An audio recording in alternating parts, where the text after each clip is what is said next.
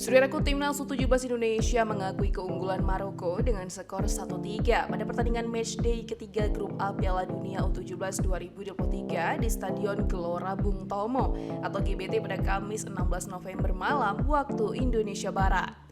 Maroko berhasil menciptakan 3 gol ke gawang timnas U17 Indonesia melalui Abdelhamid, Aid Bodal, Mohamed Hamoni, dan Anas Alaho. Satu-satunya gol balasan dari timnas Indonesia berasal dari tendangan bebas Nabil Ashura.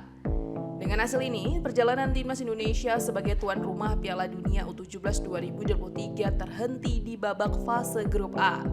Meskipun memulai laga dengan tekanan tinggi, anak asuh Bima Sakti tidak berhasil melanjutkan ke babak 16 besar setelah tertahan di peringkat ketiga grup A dengan 2 poin.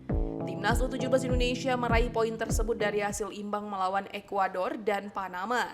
Sementara dan Maroko berhasil meraih posisi puncak klasemen grup A dengan poin 6, sementara Ekuador menjadi runner-up dengan 5 poin. Kedua tim tersebut berhasil lolos ke babak 16 besar Piala Dunia U17 2023. Timnas Indonesia memulai pertandingan dengan strategi menekan dan Arkan Kakal hampir mencetak gol pada menit ke-5 melalui tendangan dari sudut sempit.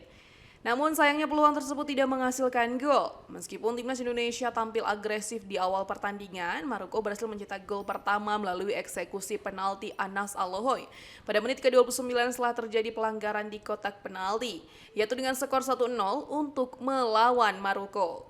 Maroko kemudian mengandalkan keunggulan melalui tendangan sudut yang berhasil disundul oleh Abdelhamid Aid Bodal pada menit ke-39. Meskipun Nabil Ashura mencetak gol untuk timnas Indonesia pada menit ke-42, skor berakhir 1-2 untuk keunggulan Maroko di babak pertama. Setelah turun minum, timnas Indonesia U17 kembali kebobolan melalui gol Mohamed Hamoni pada menit ke-64 sehingga skor pertandingan adalah 1-3 untuk kemenangan Maroko. Dengan hasil ini, timnas Indonesia tidak dapat melanjutkan perjuangan mereka di Piala Dunia U17 2023.